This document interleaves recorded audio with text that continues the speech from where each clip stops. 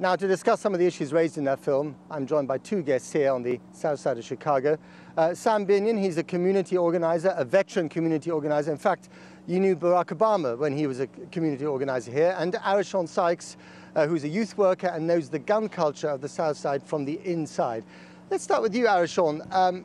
You had a narrow escape, didn't you? Because you almost joined the gang culture. What happened?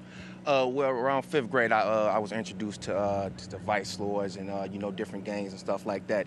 And, I almost went to that life, but due to positive influences that I had in my life, I didn't stray down that road. But a lot of brothers that I do know that was around me got caught up in that life. And, a lot of them didn't, make it out of that life and got locked up, and a lot of them died now. And can you imagine the south side of Chicago without guns? I don't think so. The gun to a lot of people here is their protection. A lot of people come out and they're scared for their lives when they come out to the community. It's almost like we're coming out to a jungle. So a lot of people need their guns in order to survive, in the jungle that we're in out here. So, do you think the president's speech tonight could make a difference to that? I feel that it can and it can't. I'm kind of on both ends of the sword with that one, because a lot of people here, if the gun laws do change, I feel that that a lot of people, going to get more secretive with the guns that they do have, and a lot of more people are going to be getting locked up for it. So I don't think it's going to really make a change. Sam Binion, that's a pretty depressing message you just said, isn't it? Well, I mean, we all have our views on how we look at things, and spending a lot of time out here. Also I was a mentor early on with Arishon too as well, and I know kind of the challenges they are up against out here.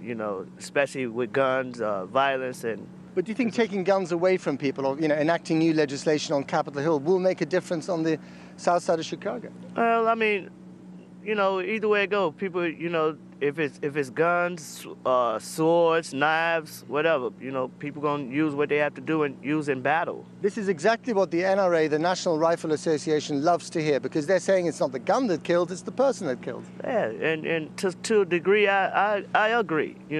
Like Arishon said, with some of it I agree with. I mean, on both ends, they could be right about it. But Arishon, if you reduce the caliber of the weapons, if you ban assault rifles and you just have street guns, handguns, although they can still kill, they're not going to kill in the same number, are they? People are trying to protect themselves out here, and any way to protect themselves, especially the youth.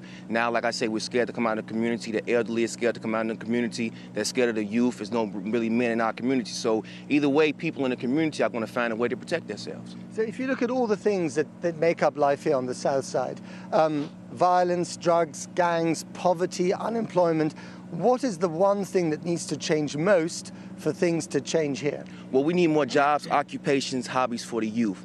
Most of the crime statistics happen between the times of 3 and 7. That's right when our youth get out of school. So we need more jobs and things for our youth, because an idle man, when a person is idle, they don't have anything to do. They're willing to get into So it's now, 1:30 or so. Kids get out of school, in 1.5 hours from now, there's a school just down the road from here. Are you telling me it's going to get violent then, or could do? Yeah, in no time it's definitely get violence. Sam? I agree. At any time it can happen. It can happen during school. You have some out there hanging out, not even going to school, not even being accountable for it. When people in the south side listen to Barack Obama, who after all worked here, he comes from here, this is his hometown, do they respect what he has to say, or do they just think here's another politician mouthing off on Capitol Hill? Barack Obama lived what we're going through right now. I had a chance early on in my day to spend some time with Barack before he even got into the Senate seat, and so he knows the ins and outs. He knows the challenges we're up against. He lived this. Mm-hmm. Can he change it? No, we have to change it. One man can't change it. One man can lead us on and open the doors for us, but we have to stand together as the people and change this. Do you think it'll ever change, Arishon?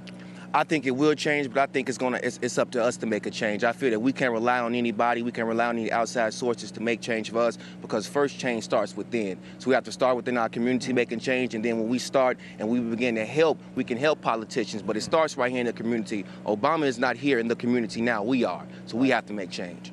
Fascinating stuff. Arishon Sykes, Sam Binion, thank you very much indeed for that.